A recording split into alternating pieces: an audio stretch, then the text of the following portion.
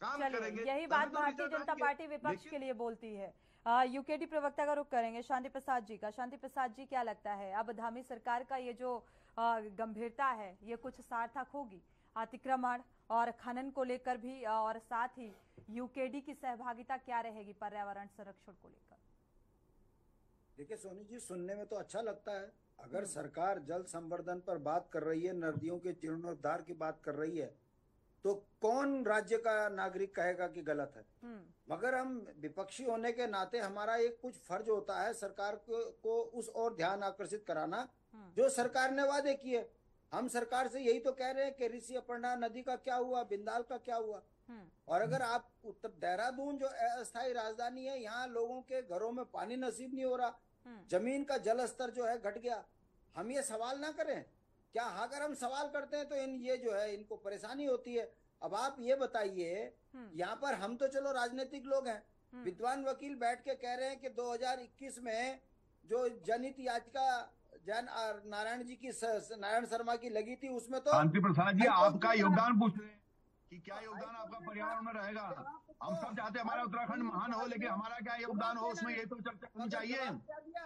तो अब बताइए, हाईकोर्ट के वकील भी सवाल खड़े कर रहे, हम चलिए विपक्ष शांति प्रसाद जी, यूकेडी भारतीय जनता पार्टी जो है अकेले इतनी सक्षम नहीं है, विपक्षियों का भी सहयोग चाहिए। एक ही बात क्या रिपीट सहयोग की। रहेगा क्षेत्रीय पार्टी का? इनसे ये पूछ रहे हैं, आप बता दीजिए, आपने इन्वेस्टर सीमेंट किया था, 3 लाख करोड़ से पता नहीं कितने हजार करोड़ की बात हुई थी, 300 करोड़ रुपए देहरादून में खर्च किए, 3 रुपए का यहाँ पर इन्वेस्ट नहीं हुआ। तो हम सवाल खड़े ना करें। अरे 1 लाख करोड़ बरसात रुपया में अब ग्राउंड पर बरसात उतार में दिया गया है। अब आप बरसात में पानी की चिंता कर इन्वेस्टर रहे हो, समिट का सबसे इस फास्ट काम हुआ है। पानी को दिखाकर आप क्या कहोगे कि ये धामी जी ने बरसात करवाई? ये ऐसे जुमलेबाज पार्टी है कि इनके पास कोई कार्य योजना बताने की नहीं है।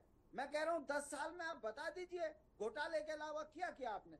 आपके मंत्री जो हैं सिर्फ घोटालों में संलिप्त रहे। शांति तो प्रसाद हम भट्ट जी, सरकार को 1 घंटा भाषण आपका हो सकता है। इस बता चीज पर रहे हैं आपसे पूछा गया कि कि यूकेडी का पर्यावरण में क्या योगदान रहेगा, उस पर ठीक है, फोकस रहिए जो पूछा गया।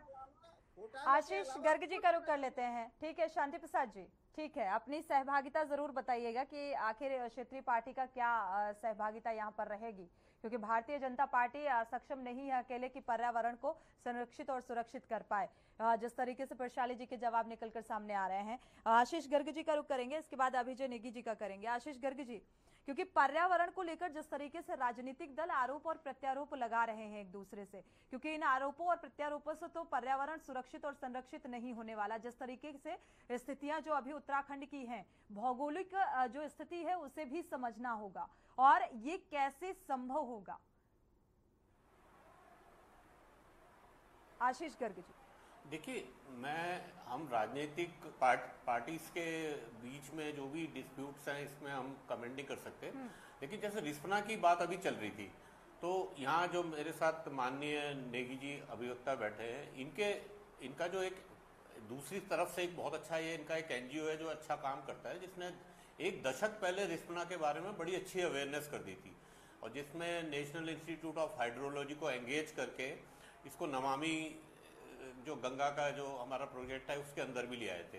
तो ये अवेयरनेस तो देखिए हो चुकी थी, और मैं आपको कुछ इसके बारे में तो इसमें कुछ दिखाऊं, यदि आपको कुछ फोटोग्राफ्स भी दिखा सकता हूं।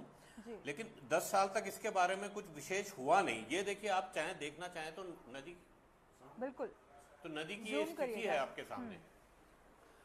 तो इसमें हमारा भी जो एनजीओ है, एक इको ग्रुप सोसाइटी है, तो